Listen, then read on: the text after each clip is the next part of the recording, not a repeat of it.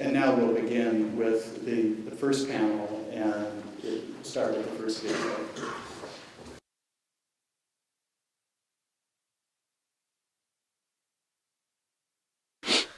Asante, Vernon, Vontae Stewart, James Adams, Erica Johnson, Jamari Triggs, Malik Gardner, Deanna Rice, Richard Porter, I'm Christopher Moore.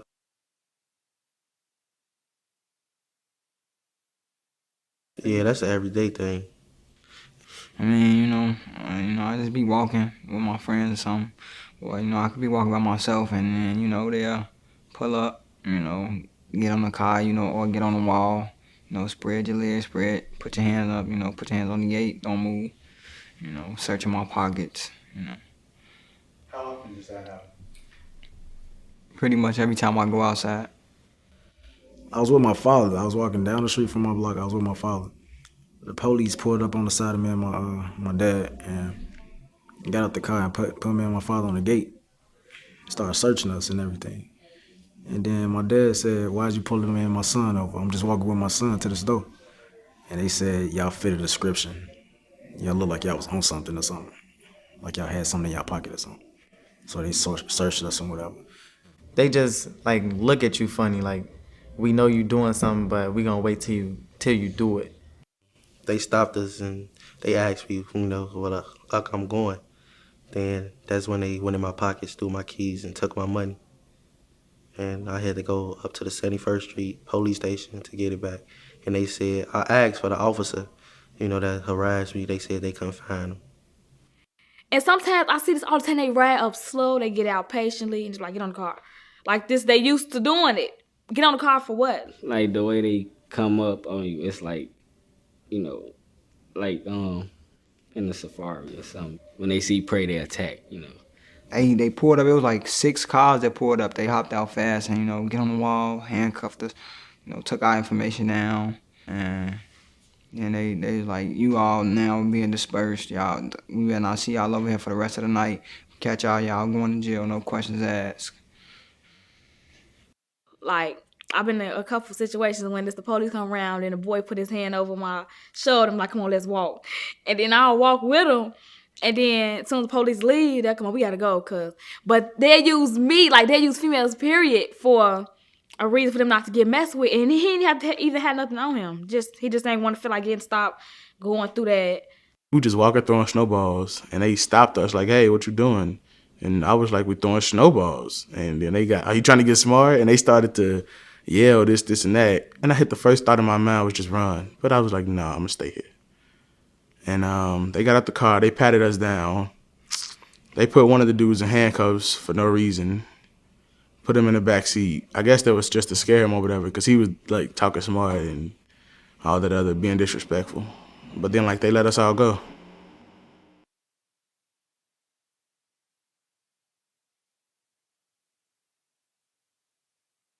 You can't even hang out no more. That's how. Like if they see you as a group, they stop you. Every time I get off the bus, I have to walk down 74th, and it's some, like, depending on what time I make it, it'll be a police car or two passing. And like, as soon as I hit the alley, they'll slowly go. So I try to put my head down and play with my phone, so they can keep going. it's like restricting. You can't do stuff that regular people would because it's like you being harassed. Like if I'm in a car, we just try to just go on about our way, just drive past and just hope they don't mess with us that day. Yeah, like, if I'm outside with my friends, like if I see the police, like sometimes I, go across the street, walk by myself, just so, they don't bother me. They could target the crowd, but not me though. If you got dreads, that you're an easy target, because there's a lot of kids with dreads in my neighborhood. I try not to have any run-ins with the police because I don't know how they're gonna hop out the car or how many people are actually in the car or how their day has been going. Because, like, if they're having a bad day, they can easily just take it out on you just because they're the police. I mean, we just gotta pick our places where we gotta go. Like, we know where the police at. We know how the police is in certain neighborhoods, so why would we go somewhere where the police is more strict than to get in trouble over there? Because somebody might talk back or, get into an argument with them and we all just end up in jail. Like, we just got to pick where we gonna hang out at. It make you want to change your routes. It makes you scared to even walk past the police because you don't know what they're gonna say.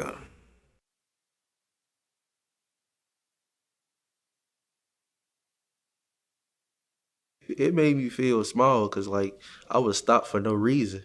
I was just minding my business. I mean, every situation is upsetting with the police, They make you feel less of a person. I feel like we're enemies because we have no relationship and you're just harassing me now. The police nowadays, they making it harder to serve and protect because now all the kids are thinking that the police are bad. Like, if you see a police officer, they shouldn't go to a police officer. It shouldn't be like that. It makes me feel angry. Like, why'd you stopping us? All this killing that's going on, why'd you stopping us? We innocent. We actually going to a destination. Steady harassing people, like, that's not gonna make them want to work with you. They're over you and you're under them. Therefore, you don't matter. Their word will prevail over yours. I'm almost a man, but it made me feel less than a man, Them stopping me and, somebody going into my pockets, It just make you feel down, like you ain't nobody. It ain't make you feel like that because they think they the police and they got all the power.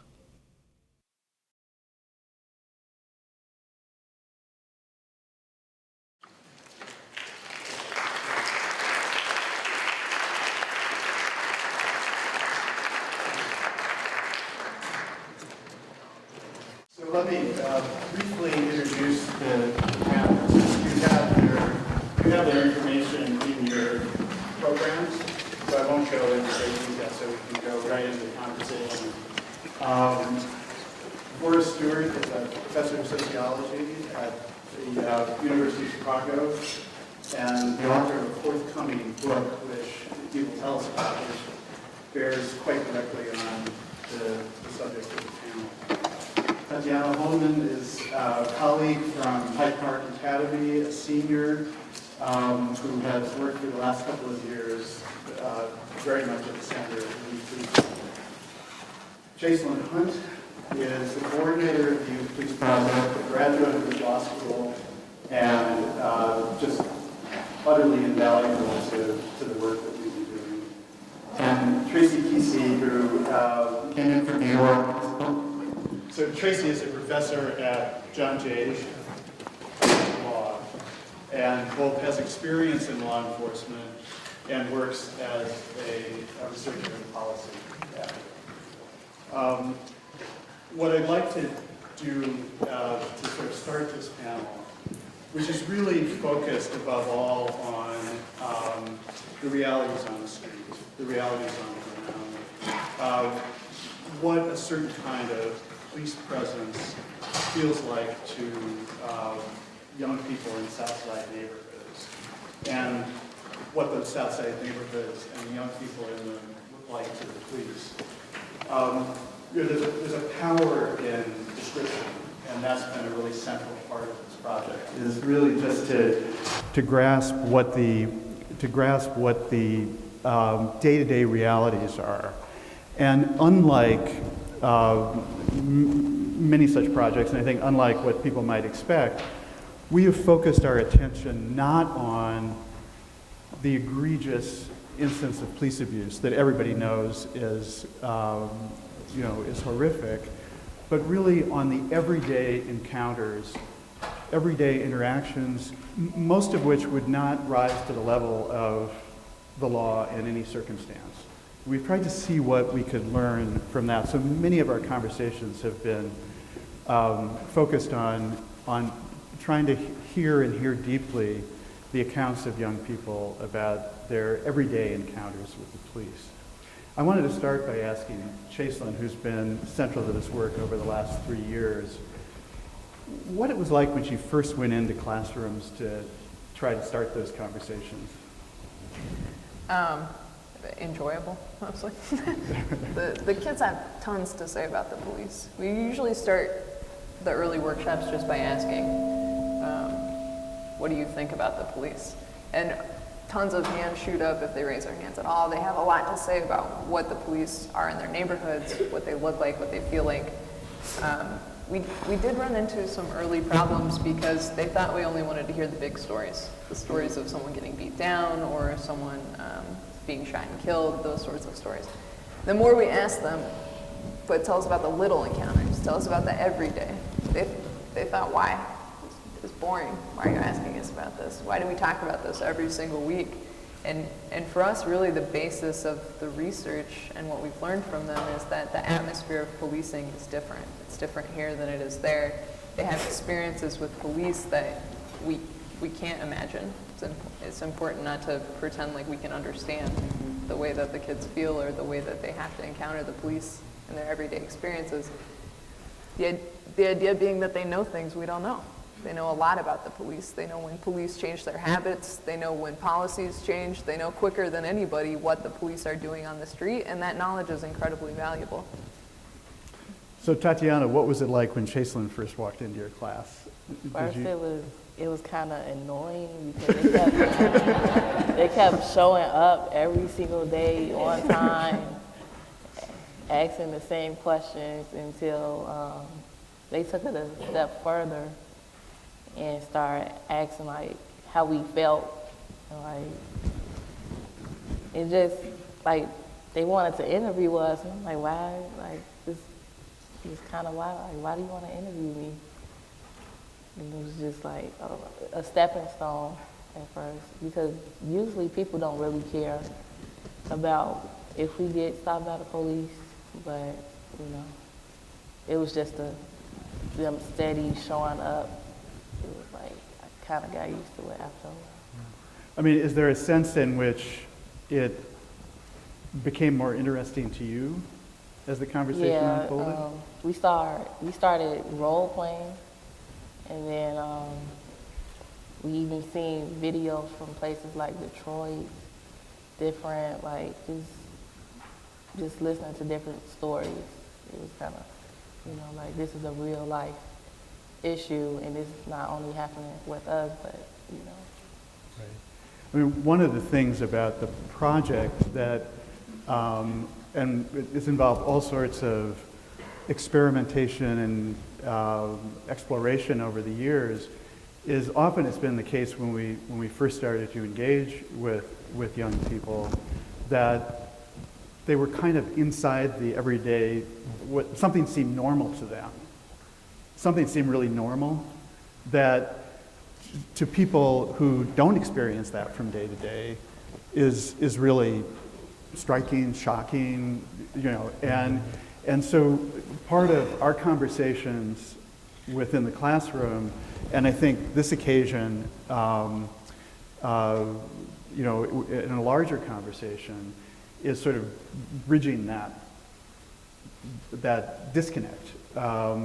And so I think one of the things that we've really tried to convey to the young people that we've worked with is they know things that are of critical importance for other people to know.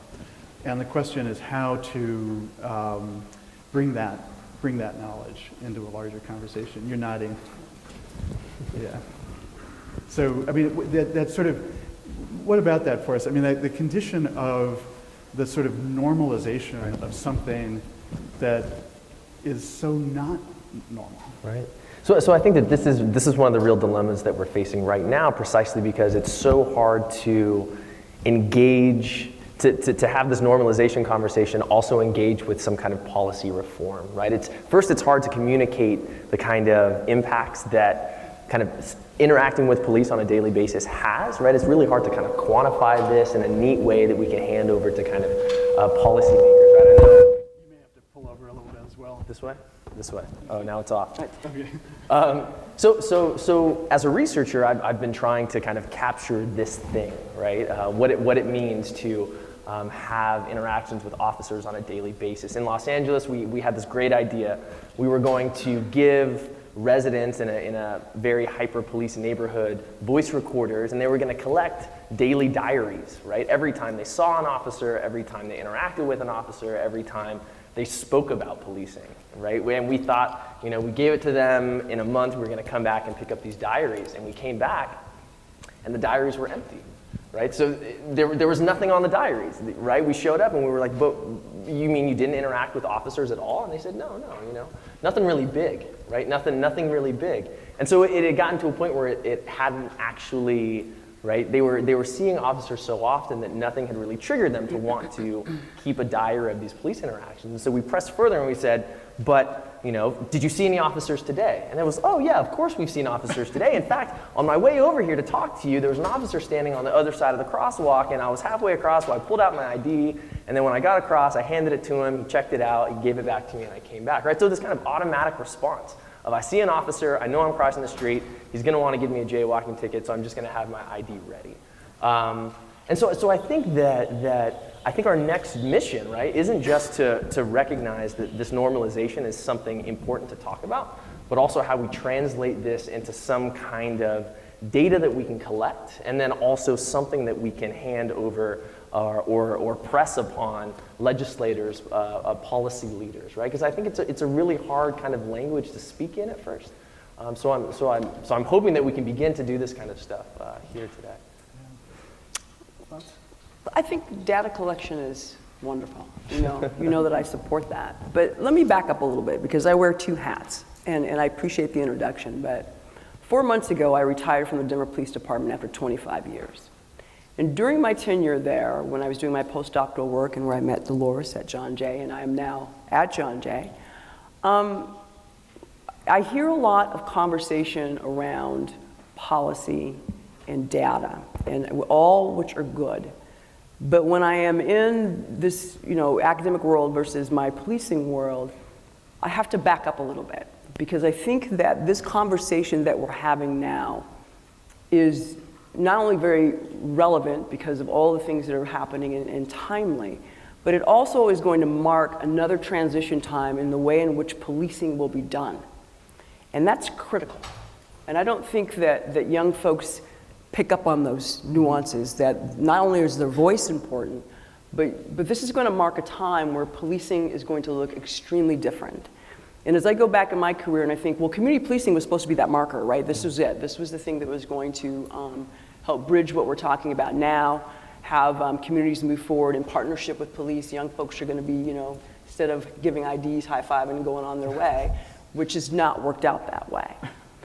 But what people, I think, fail to understand from a policing perspective is that there's more going on inside that organization other than what's being felt on the street, I think is the best way that I always explain it.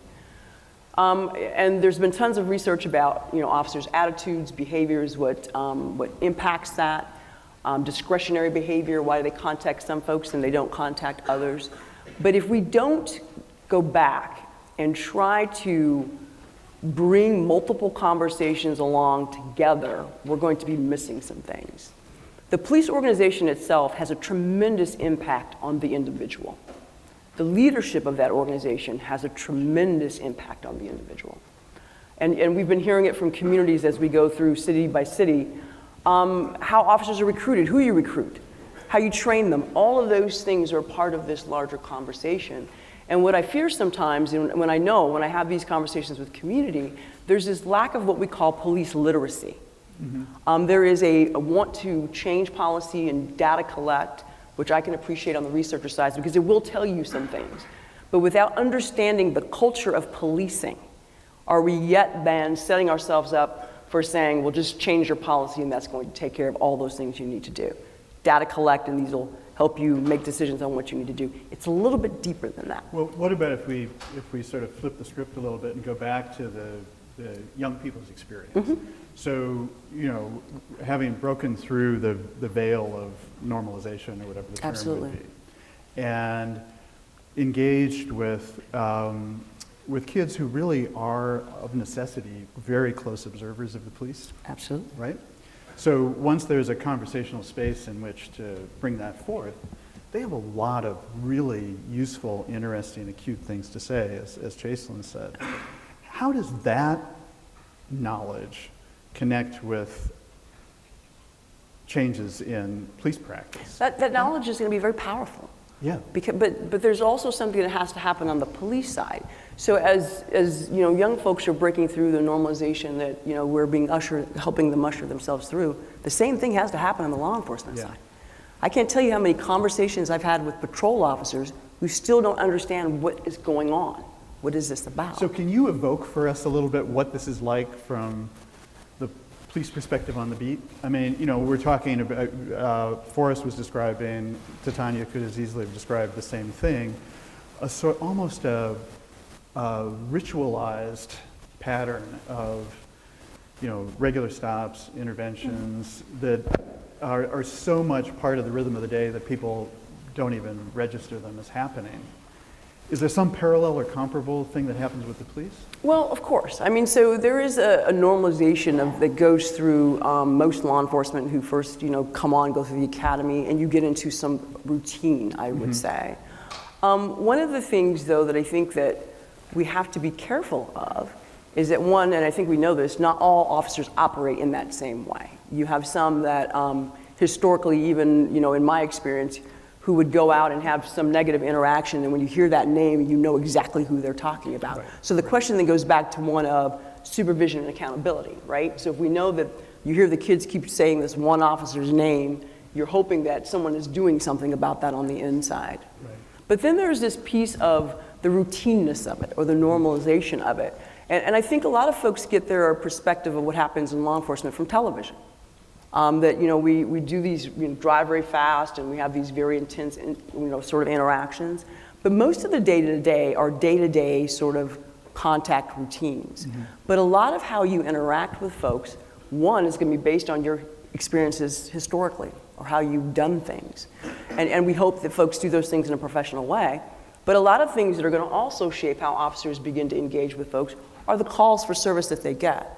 And what's the information and the context of that call that you're walking into. So you're doing these multiple things, right? So you're hearing a call, a person with a gun. So you're formulating how you're going to do all of these approaches and how are you going to contact someone. And it does send you on this path. But I think what we're talking about here are officers' ability to be able to go back, and so not to go down that road and stay down that road, but say, this might not be what it originally intended to be, as opposed to taking those outcomes all the way down the road. Yeah. So, you know, I think that those ritual things happen in law enforcement as well, because the organization itself is very powerful. I had a chief tell me that we want folks to have diversity coming in, we want them to have individual personalities, we want them to be engaging, but there's something about the organization that grinds it out of them. Mm-hmm. What is it that grinds it out of them? So, Forrest, you've done interviews with police officers in your Los Angeles context. Right. And hanging out with a lot of officers. I actually, Tracy and I, last week we spoke a lot about this. And I think that there have been fundamentally two different parties that have been surprisingly absent from this kind of national conversation that we've been having. I think we're getting better on the side of let's actually talk to people who are policed, right? Let's talk to young people, the Black Lives Matter movement. I think finally the people on the other side of the badge, their voices are being heard, but there's like this surprising absence of actually talking to patrol officers. Yeah. Right? Like we know absolutely nothing practically about what patrol officers are thinking as they're rolling up to interact with kids. I mean, I think it's really easy. The first thing we do is say, hey, rogue, bad apple, racist officer, right? And so, but as we go out on patrols, what we find is that yes, there are some rogue, bad apple, racist officers, but there are also some incredibly compassionate officers who, through this kind of a mass adoption of the stop and frisk technique, their behaviors almost look identical from a casual observer. But, right, they may be stopping you and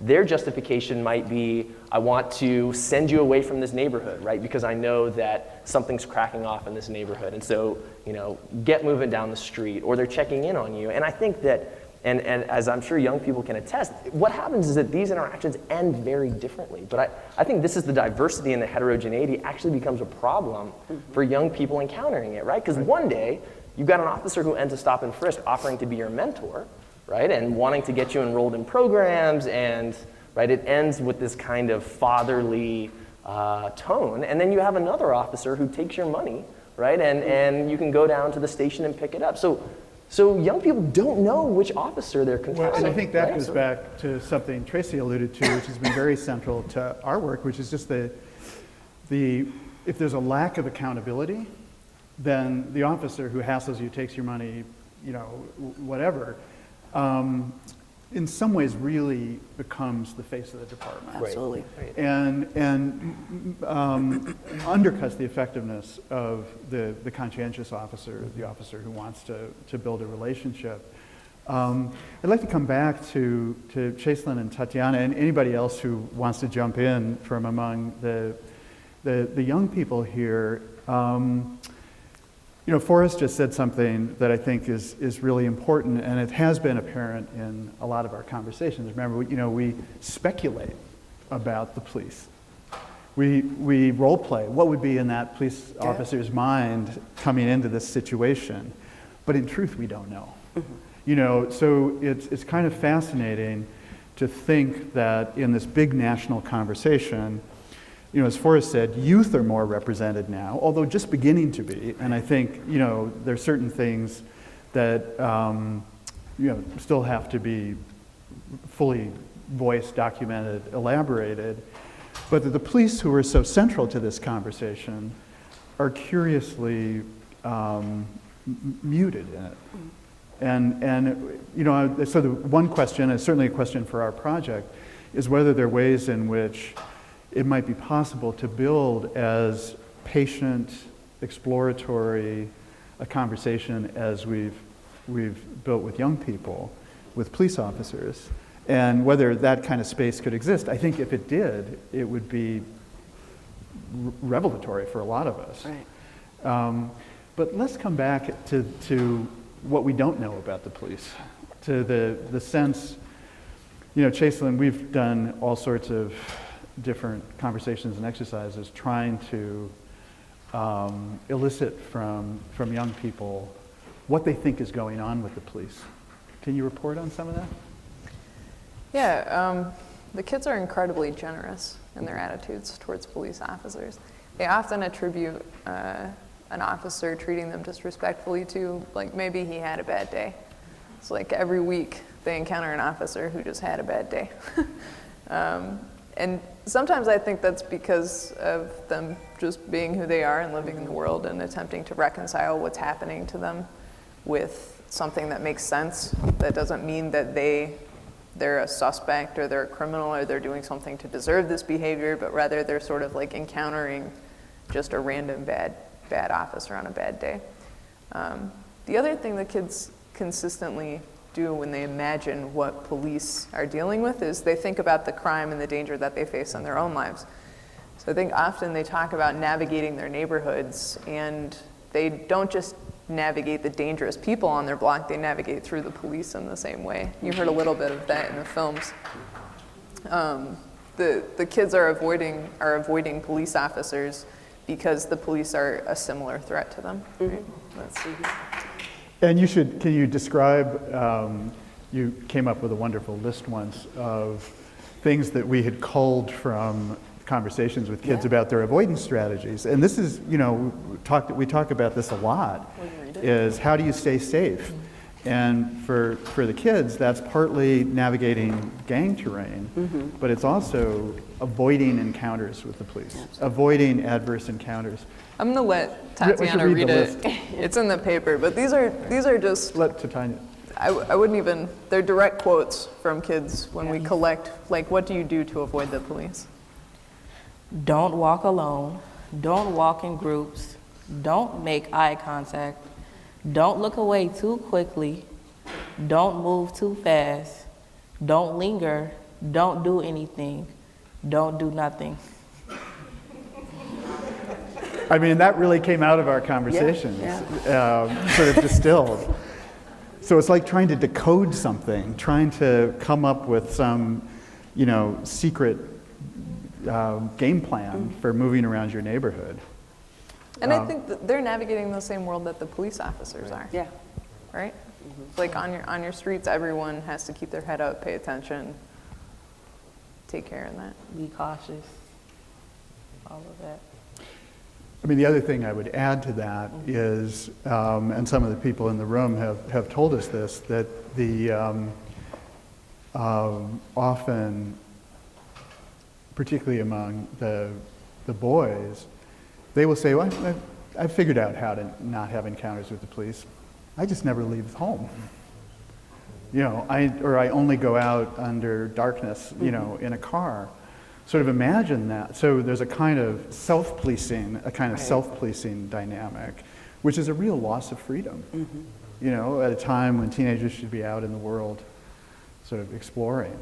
Are there any beat officers in the room? Anybody who are kind of on the ground as officers? Maybe we can return to that question. But I'd be, you know, again, the police perspective on something that we have a lot of narrative and observation from the kids about, what these encounters feel like.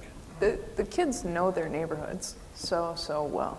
They repeatedly tell stories of, they can tell in just a second, like right when they get off the bus, they can tell if something's happening. They can tell if someone's missing from where they're supposed to be. And that knowledge is incredibly valuable knowledge for navigating through those dangers. And I think sometimes the kids express, if only the police officers knew what we know, right? If police knew who was dangerous, if police had the knowledge that we had, they wouldn't bother us so much. It's kind of like I don't know. Which is interesting, because what you hear the police say, you hear them voice their frustration about why folks won't talk. Yeah. Right? Yeah. So it is that exact same thing. So young folks are saying, you know, we just had a different type of relationship, can you imagine the types of things that I could share with you? Right. And then the law enforcement, on the other hand, telling you that, well, we don't get why they don't talk. And so a little bit when you mentioned, you know, are there any patrol officers in the room? I mean, that, to me, that kind of speaks to that, right? So one of the things that all of us, I believe, agree that the leadership in law enforcement is taking hold of this and they understand the importance of it. But, you know, with the exception of smaller law enforcement agencies, very rarely does a chief ride in a patrol car, answer calls, and go door to door. All of that's done on the ground level. And without that ground level officer reflection and hearing these stories and understanding how they impact certain communities, we're going to have a lot more work to do. Tatiana, tell us a little more about that impact in terms of, would you call the police? If you felt threatened, if you witnessed a crime? That's a long pause. Says a lot. I don't, like, I've been through some things, like, I needed to call the police. But, you know, when I did call the police, it's not, they always ask questions like, well, what's happening? Did you try this? Did you do this? Well, or, you know, they just don't come. And, you know, other times it's just. So part of the frustration is they're unresponsive. Trying to get them, you know. Yeah. What about your classmates and friends? I mean, would people, you know, Tracy was just talking about the information that could be shared that would make such a difference. If the police were engaged in an investigation and came around looking for information. I wouldn't say anything. I wouldn't. Yeah. What about the rest of you? Would you? Wait, what was the question? The question was, you know, if the police were in your neighborhood doing an investigation, what happens in such and such a situation, would you cooperate with them? No. Yeah, no, I won't. Cooperate would mean, you know, engage with them, answer questions they might have. Would you talk to the police if the police came, or if you made a call? Like, it depends on, like, what type of questions they ask me. If they want me to, like, be involved in something Can that you hold it up a little more? Yeah. If they ask me questions that would, like, involve me to be in the witness protection, no, I won't ask those type of questions. But, like, if it's, like, small questions that would probably help them along, you know, with their job as far as helping us, really, if they really want to help us, I would. You would answer the question, yeah. So what if you had information that would maybe help the police? You heard that something's brewing, something might go down, and you had some information. Would you reach out to the police to share that? No. No. What about others? No, I will not tell any information because I know my side of town and they found out everything, you know? So if they found out I was telling anything, that might be my life. I love my life. Okay. So you're not So going can to be a tattletale. No. Can I interrupt? Anybody else want to weigh in on that? What if you? Yeah. Please. You clearly don't. But no, I wouldn't answer any question because when talking to the police, everything you said is being used against you. Oh, thank you. But everything you said is being used against you. So why give them the information? The question may become, well, how do you know this information? And we know Chicago is a false confession capital, so when you see them always remain silent, we're working with the police and allow them to do their job and investigate and find out if something's going on in your neighborhood. So how would you respond to those concerns? I mean, it's a valid concern. I mean, you hear them all the time. I mean, law enforcement hears this all the time. My question, so I'd add to that question, if you had a relationship with the police officer, would you answer questions? If you knew them? Would it raise the stakes a little bit and say, yeah, I might tell you half a story, I don't know, I might tell you nothing? I mean, I know officers, I'm the kids in caps, and if they come out asking questions, I'm not gonna tell them, I'm gonna go to the guy I know. So you go to one, if you knew someone that you felt comfortable with. If I feel comfortable, I would probably, maybe, but depending on who it is and if I feel like it, yeah, it's most likely a maybe. I don't really know. Can I jump in? Yeah, please. We've had hundreds of conversations with the kids now about not just would you call the police, but we like level it out. Like, would you call if you saw a break-in? Would you call if you saw an attack? Would you call if you saw a murder? Would you, like every level. And the kids are just generally distrustful. But I think often when we talk about people who don't call the police, we talk about like snitches get stitches or something. And it's such a flat view of the kids to say like, oh, they're not helpful or cooperating. No, they know the resources in their community that are going to be more effective as alternatives to the police department, because they don't say they're not going to call anyone. They just say they're not going to call the police, like they might call an uncle or a cousin or a neighbor. And I think part of the difficulty is that police often aren't part of that network. Yeah. And it's difficult to tap into that if you don't know your community. So I think that is an important point that has come up repeatedly, is that there are sort of alternative strategies. There are alternative strategies. Some of those are fairly problematic. Street gangs can be seen as a form of public safety, in terms of you mess with me, my people are going to mess with you. But there are lots of other informal things we've had described, as Chaselin said. An uncle who is a kind of mediator who will manage a situation that you feel outmatched by. But it's a kind of fascinating idea that those informal systems of public safety might connect with rather than be wholly separate from law enforcement. Right, the relationship has placed this sort of informal 911 system in the community versus calling the police. Yeah. And I think that one of the things, not now, but I would say just very prevalent, is that you have these aha moments with law enforcement, just now getting to this piece of saying, we understand folks won't call the police, we understand that it's a trust issue if they don't call the police. The question is, and the calls and requests for help, is how do we repair this? What do we do?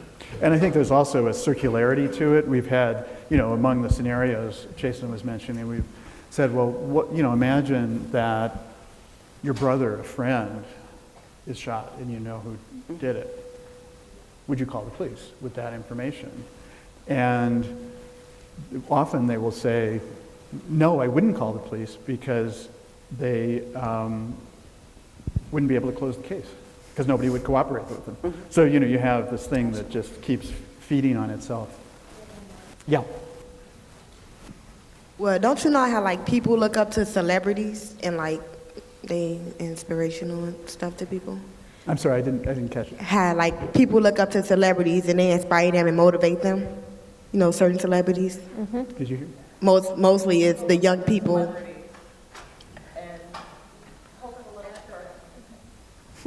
Y'all hear me?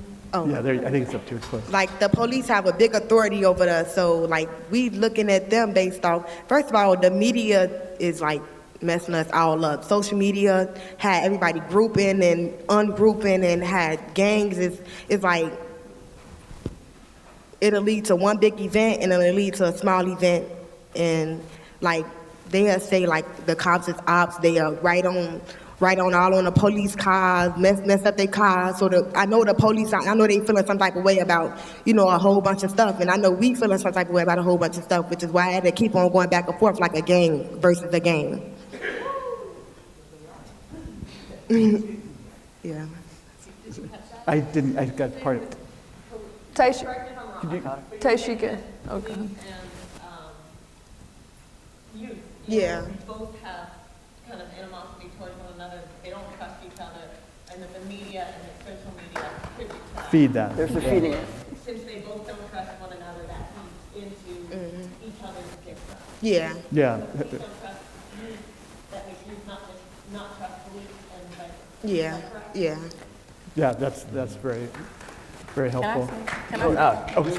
Go ahead first. And what else I feel like she was trying to say was like, it kind of feels like us against them in a way. Right. And it's a lot of intimidation when we do go to the police and, you know, just trying to, like you said, like we police ourselves, is just trying to keep as much of that away, you know. Yeah. And, you know, with, like she said, with the CPDK and all of that, it's like, and I think it's also like, I don't think police are involved in the communities like they should be.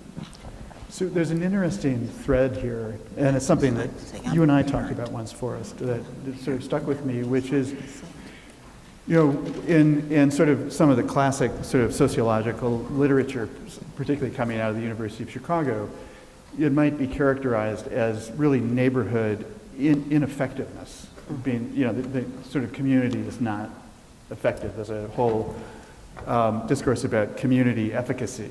So not to engage with a public institution like the police. But what we're often hearing described are forms of community efficacy that are kind of outside the law, but are efforts to compensate for what people experience as abandonment and harassment. Is there something more to say about that? Absolutely. I mean, I think we can't stress and we can't underestimate just how important this lack of legitimacy is, right? The fact that young people and folks in certain communities absolutely will not call the police, I think not only needs to alarm us, but perhaps we can use this as a measure for actually asking, are the police doing a good job? Right now we use a measure of have they reduced crime, but what if we use as a measure, are people in this neighborhood actually willing to call the police, right? I think this is not just a matter of solving crimes, it's also a matter of, oftentimes this is the only interaction that young people have with the state, right? And they're encountering a state that they fundamentally don't trust. What kind of citizens can we expect them to grow into if they begin their lives fundamentally mistrusting the state, right? And then finally, I mean, the research shows that the level of legitimacy that people feel towards the police, towards their government, has a direct correlation with whether they commit crime, whether they vote, how well they do in civil society, even like how well they do in school. So I mean, I think I don't think that we can overstress, I guess, the fact that, right, young people are not willing to call the police. I think it's an issue that expands far beyond, hey, solve the crime that just happened down the street. Like, this is a fundamental issue in our democracy, really, if we think about it. And it's interesting that you put it in terms of citizenship. Absolutely. So it I also... mean, we're teaching them how to interact with the state, right? Yeah. We're teaching them these lessons that they're going to be carrying forward as adults. This is training. This is training for being American citizens. Yeah. And what a number of young people have said to us in trying to characterize this is a paraphrase, but have said in effect, characterize the impact of being regularly stopped. And the stops don't have to be harsh or abusive to leave a residue, as you well know. Young people will say, often in other words, that they were treated immediately like suspects rather than citizens. The presumption of being suspect and not having standing as citizens. A citizen calls the police in the expectation that they intervene and protect them. Right. We have a few questions. Yeah. What's that? There's a question. Oh, I'm sorry. Yeah. Hello, my name is Barbara Keys, and I'm a long ways from being a teenager. But I can tell you this, it's a real conundrum where the police are concerned. In raising 4 children of my own, 2 boys and 2 girls, I was just as much afraid of the police as I was the gang. And there is no way I would let a police officer come and interrogate my child without me being there, probably with a lawyer. It just does not make any sense at all. And these young people who have cooperated with you here at the University of Chicago, I hope that you have prepared a way that maybe one day they can be students here at the law school of the University of Chicago. There is no reason why you should take their valuable resources and data and use them as guinea pigs and they not have any options to attend here. Okay? The other thing I want to say as a parent, and that's what I consider myself as a professional parent at this point, is that with these police encounters, on whose behalf are the police acting? When they all get together and have the same script, have the same talking points, they all know how to jump out of the car and put our children up against the wall, and the script is repeated. Who is orchestrating this? Who is benefiting by a whole segment of our society feeling like they've got to lower their eyes and get off the sidewalk and not be men? And not, where is this coming? What are they teaching police in the academy that tell them that they have to police our neighborhood and protect other people's neighborhood? Where does racism come in? That has got to be a part of what you're saying. I live in the 5th District. I live down there where John Burge was.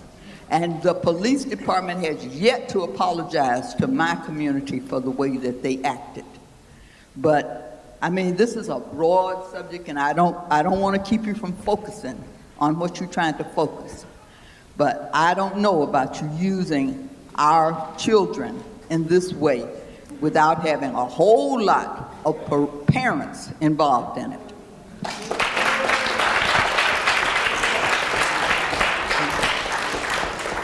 JT, yeah.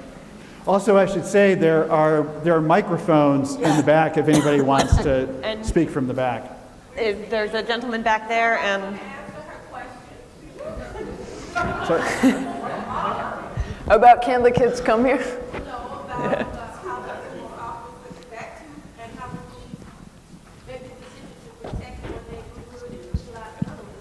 Yeah, yeah. I think you're absolutely right. So- I think, if I can, one thing you touched on was a script, a ritual. And something we ask the kids to do a lot is to role play the encounters with the police, because they have such specific knowledge about the way police officers move their bodies, about where they keep their hands on their guns and their vests, about the type of language that police officers come at them with all the time. And it does feel like a script. It feels like the police are playing a very specific role, and that role is for the major benefit of richer, whiter, northern in Chicago neighborhoods, and the kids are feeling the brunt of it. I don't know if you Can I want to add talk to this, to Jason? it. That I think that, Yeah. right, so I think that we have, what you identify is an inequality or racism that is feeding police policies, but I think that there's also a way to think about that ritual as a form of inequality in a different way, which is, I mean, the stories that we hear about the savvy and resilience of learning an officer's small movement tics and where I need to look and how I need to wear my hair and the fact I need to throw my arms around a young woman to make it look as though I'm not a potential gang member and I need to walk down the street, not that street. I mean, there's a way, this is a problem of excess, right? This is so much stuff that young people have to carry around their heads in particular neighborhoods just to get down the street without a stop and frisk, right? That we can think about that being a form of inequality as well, right? That to have to carry around this kind of cognitive load, right? That isn't carried around by folks getting off the bus in other neighborhoods, right? You can kind of put your head in the clouds and, daydream. But getting off the bus, I think for a lot of the young people involved in this project is a kind of strategic thought process. But to there's a ensure larger safety. question. I agree with you. But there was a larger question that was asked though, on whose behalf Exactly. Yeah. are policing certain communities versus others? And to me, that's the question that's back on the table and where you hear the raising of the voices. On whose behalf are you doing this? Who said this was the way to go and to reach what outcomes? And that is the largest question to me that has to be answered. And that was, in the guise of community policing. That was the other piece that was on the table, right? So we were doing this to bring community together. Here we are 25 years later, and the outcomes are still the same. And so as you look at larger, legislative policy, even on the local level, and it's a really fundamental question, who said this was the way to do this? And that is a question that now lies back at the feet of not just law enforcement, but the justice system as a whole to answer that question. But speaking, So I do want to say, I do want to say that within this framework of community policing, if you go to the community policing meetings in Woodlawn, if you go to the community policing meetings in Englewood, what you'll hear is a cry out for more police, right? So there's a way in which with a few dissenters, residents are responding to precarious conditions. So this is the dilemma, right? That it's an over-policed, under-protected dilemma, right? That when police aren't responding in particular ways, residents have few other options to call on. And there are a whole group of residents, and I think rightly so, who are demanding that the police step up and deliver more officers into neighborhoods. So I just want to complicate, right, what I think is a overly simplistic way of thinking about who is telling the police to come in and charge into the neighborhood. I think, yes, there is a kind of north side, south side divide. I do think there are racial elements, but I think once we're on the ground, we see a more complex dynamic. And so I just don't want to let the conversation slip into a kind of oversimplified way of thinking about who's calling for more policing, because there are many people in very over-policed communities still calling for more police because they want to be protected. JT, do you want to jump in? Yeah. Okay, so I'm sorry? So we have one student One up here here, that wants and to then we'll directly come back. respond, and then I wanted to kind of backtrack the conversation back to what Jamie was describing earlier about what is a way that we can actually combat this problem. And, well, what I've seen as a youth mentor, I'm 5 years out of my teenage years, but as a youth mentor, I mentor kids, and I see police officers come into my program as of UCPD, CPD, and come in and get their bikes fixed and interact with our kids because we have those contracts. Our kids are the ones that work on those bicycles and interact with those police officers. And what I've seen over the years and over the summertime extraordinarily is when those police officers come in with their badge on and their uniform and they're talking to our kids like they're like humans, then that relationship builds. And we do have a relationship with the police departments throughout our communities and neighborhoods. It's just that the disconnect happens between that and then the other part of the community. There's a bunch of different parts of the community. You have a good part and you have a bad part. A lot of people don't see those, but there is a line there. You have kids that want to do right, then you have kids that fall into the environment and that don't do right just because of the way society directs them that they are criminals. If the police come in and evidently show that they're not looking at kids as criminals, that changes the whole dynamics of how the kids look at them. I have little girls at my shop that is interacting with police officers in a negative way before they got the positive way. Then after interacting with that police officer in a positive way, the whole light of the way they see police officers has changed. And it has changed for me too. As an adult and going through that as a kid, and then coming up and actually conversating with a police officer to see where they were coming from and how they feel about the whole situation, things change. The whole dynamic changed. It's not me against them, it's actually good against bad, because there are bad people in this world, and there are good people. There are hundreds of billions of, not billions, but millions of police officers that do good things, but there are some that don't do good things. There are some that do discriminate. There are some that break the laws that they enforce the most. And the thing is,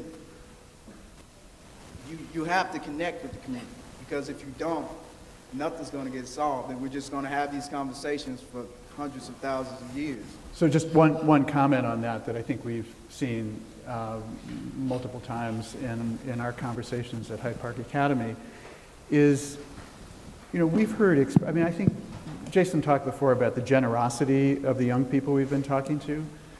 They would like to be able to trust the police.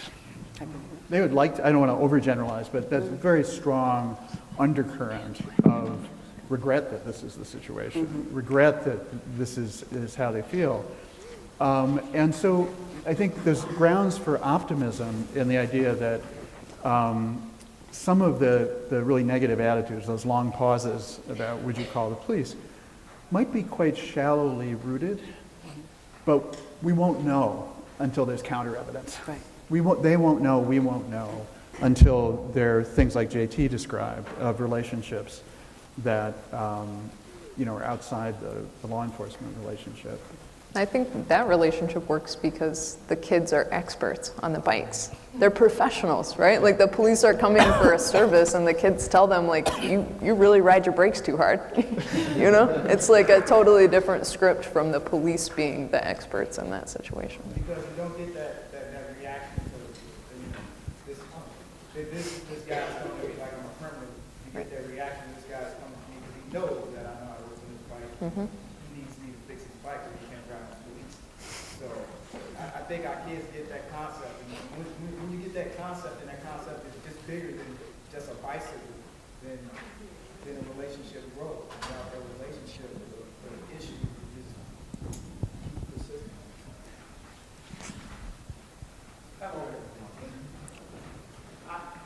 What I'm going to say is going to be directed. You want to get a mic? Yeah. Okay. What I'm going to say is going to be directed at police officers. Okay. All right. What I'm going to say is going to be directed at police officers because I worked as a police officer. I worked as an academic. Tell Dr. John Klinger I said hello at John Jay College. Okay. I'll try to speak low. And also, as a gang member, so I have run the gamut in terms of young people being a gang member, going to school, getting a PhD, being a police officer. So what I want to say is this. Both the police and young people have a fear of establishing positive relationships. We have to change the culture in law enforcement, and we start changing that culture by changing the theoretical framework that we currently use. As police officers, we use a deterrent framework, which is based on what? It's based on fear. So fear is the element that keeps relationships from coming together where people can hold candid discussions about how they actually feel in assumptions that they hold. And until we're able to have those type of dialogues, we won't get a truthful dialogue where we can start instead of addressing symptoms, addressing real problems, okay? And so the model that police use as part of the deterrent model is what we call in business as the zero-sum game. The zero-sum game came from part of the military. It means that I win, you lose. So this is where the philosophy of we versus them came from. Now, the we versus them philosophy initially originated within the police department and spilled out into the community. And the reason it originated within the police department was that the police department, even though it is supposed to deal with impartiality, they had issues with affirmative action, they had issues with female recruits, they had issues with promotions, and so this we versus them mentality originated within the police department. It has never been addressed. And so when you have a problem and you plug in something like a body cam, we need body cam, but body cams does not address the assumptions that created the problem. Right, right. Okay? And Great. Yeah. I'm sorry. Can I had a question for Dr. Kesey. Okay. So many kids here have reported to us and just their reality of they think that when police look at them, police look at the black kids like with the suspicion of being a criminal. How do you think police look at our kids? I think that is how not all. Yeah, how do you see our kids? Well, you know, I see our kids. I grew up in that neighborhood, so I know how I see our kids. I see our kids as kids. But one of the things that the gentleman in the back was referring to is this issue of, you know, you can call it unconscious bias, you can call it implicit bias, but it is that salient connection of blackface and criminality. And so to say that does not exist among policing would be incorrect. It does. The question then becomes, what can you do? And how do you begin to train that or screen for that? And so police view juveniles and young people and teenagers and adults and older people in various different ways. And the way I tie it back is what happens with those outcomes, right? So if I automatically go to the high school and there's police officers in the high school, and we don't question why there are police officers in the high school. You know? Yes, Mom, you do. I know you do. But and so what's their purpose, right? So then for me, I think that when we have these conversations on a larger issue about how do you see youth, it really comes down to not just the individual officer, but how the organization itself creates that atmosphere, as was said behind, around those things. And it goes back to fundamental pieces like hotspot policing, about being overly policed in one community and not in another community. It goes back to, again, as the gentleman said in the back, procedural justice happening within organizations. If you don't think that organizations are having problems that reflect those of the community, and then you're asking officers to go out into patrol with the same baggage on their shoulders that are happening outside, what does that dynamic look like?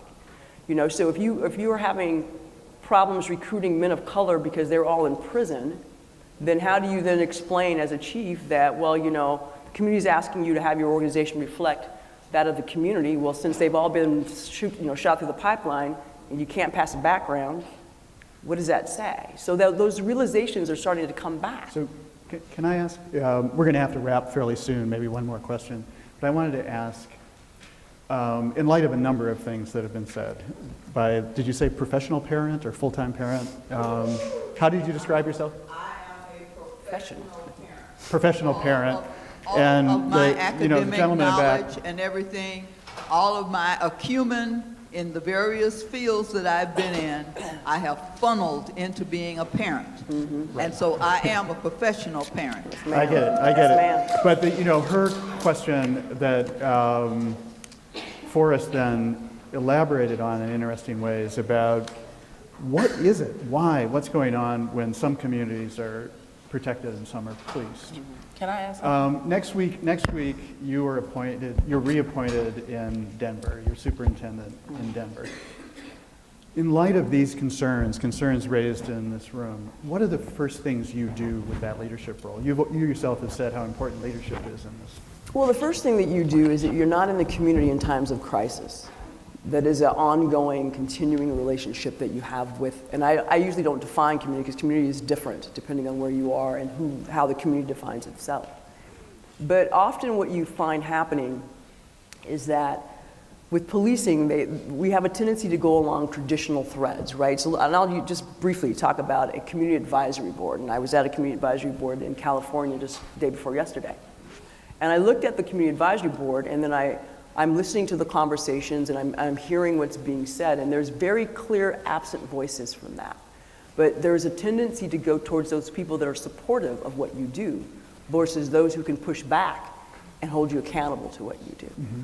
So for me, not only do you have to then go in and engage and become a part of community and to speak with community, but that is something the officers also have to do. Mm-hmm. And it's not just you in times of crisis, the command staff going out and saying, we're very sorry for all these things. If it's not reflected from the bottom up, regardless of what I do at the top, it's not really going to matter. It'll matter to the politicians. It'll matter for those who vote.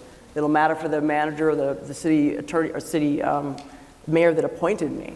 But when you're talking about affecting change on the lowest level, that chief has to be at that lowest level as much as they possibly can to have the conversations, which some are having and some are not, about why are we in the state that we are in today. And a lot of officers don't understand the historical context of policing and how we came to be today. They certainly do not get the young folks, and social media aside, you don't take a class in adolescent development or whatever. So there is a lot of things that I would say that are not in the book, but on a human relation sort of level that should be, as Mom said, taught to you anyway. Right. You speak to people when spoken to, you get out of your car. They get the fear factor. They understand that your safety is at risk. But most of my work in the community as a law enforcement was because the folks in the community knew me. And they knew if something was wrong. They might not tell me everything, but they would find a way to get something to me.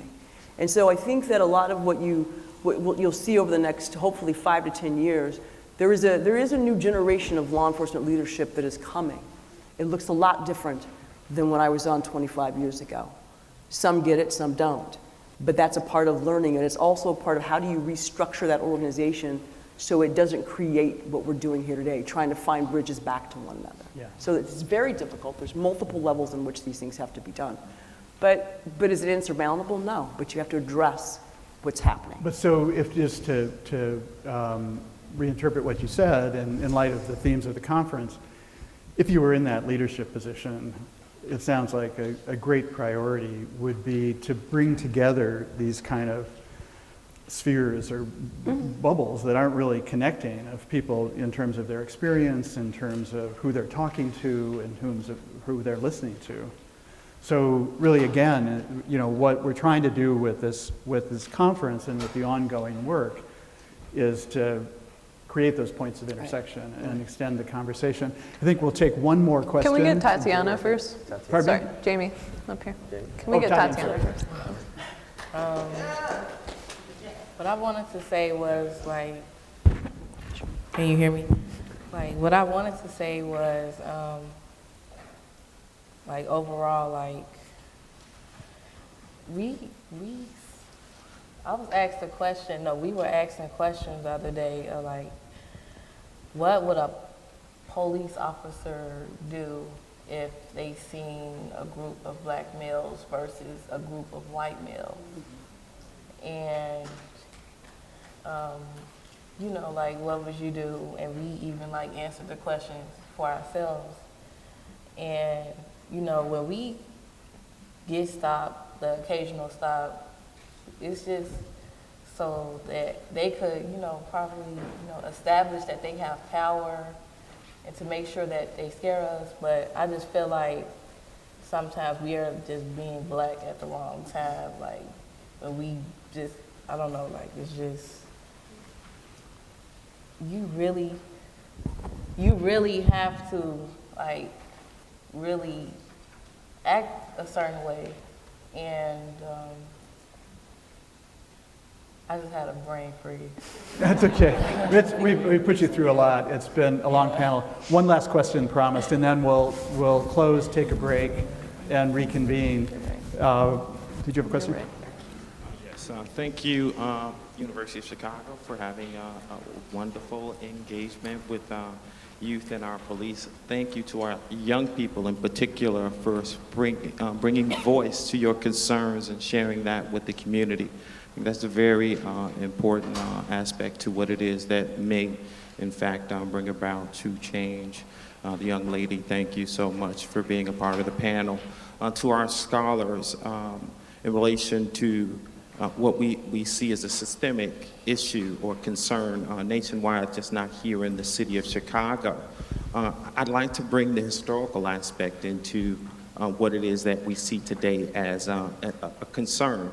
If we were in the year 1776, if we were in 1865, if we were in 1964, would this conversation be any different than it is today? And if in fact that is the case, what are we looking at as a law school, a prominent one in the world, if not just here in the city of Chicago? I think we got a president that came from this place. I could be wrong. But how would we address the judicial system where we know that federal funding actually goes to incarceration? We know that now we have companies that are publicly traded on the New York Stock Exchange that actually build private prisons. We know that there's an economy base, that economic base that actually ensures that, hey, if we don't fill up these slots in these prisons, we don't get our economic return. Our investment is therefore lost. If we're not looking at this as an economic and not just a social aspect of our community, then we won't realize why there's a 60-40 dynamic of prisoners that are men and women of color related to other communities, when we know that the statistics say, if I'm wrong, please correct me, that the crime rates in all those communities are just about the same. How do we address that? And I'd like all three scholars to please respond. So if we want to take a swing briefly at that, because it's a big question. I mean, I will say, you bring up a fantastic point. I think that you precisely highlight the fact that we are not encountering a reality that is new, right? I mean, we can talk about the economic history, we can talk about convict leasing. I mean, we're encountering, right, a kind of systematic incarceration and policing of communities of color that this country is founded upon, right? But I think that this conversation is actually different now, precisely because we are now living in a place that is declared post-racial, right? No, but this matters, right? The context within which we are trying to challenge these kinds of patterns of incarceration, I do think is different. I'm not saying we're living in a post-racial. I see the look on your face. Do you think? No. I'm saying it's especially difficult precisely because there is a myth of a post-racial America, right? That there is a drive to not acknowledge the fact that we see incredible disparities.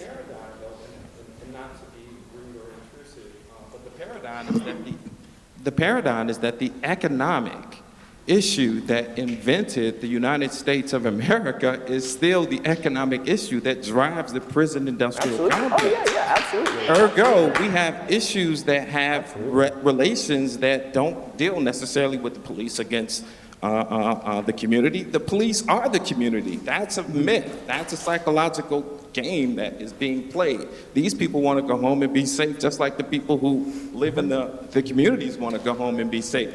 One people are charged with, a certain responsibility to ensure safety in the community. The other one is saying, we just want to be safe. But when they take off that uniform, they put that gun up, they actually live in those communities. So to actually create an imaginary divide makes no sense. That is not realistic, at least from my approach. Now, that perspective might be written differently somewhere in some laws. But the reality is the economic base that is generated from the prison industrial complex And now we have people who work for prison outfits that make furniture, do customer service call. I call the University of Chicago. I may be talking to a receptionist in a personal institution that is actually saving money, right? Now this young man can't find a job, so he builds a bike, and who knows how long that'll last, because I'm a computer programmer, and I can program a computer to build that bike. And he's saying, well, now what do? Do I grab a gun, or do I go back to school?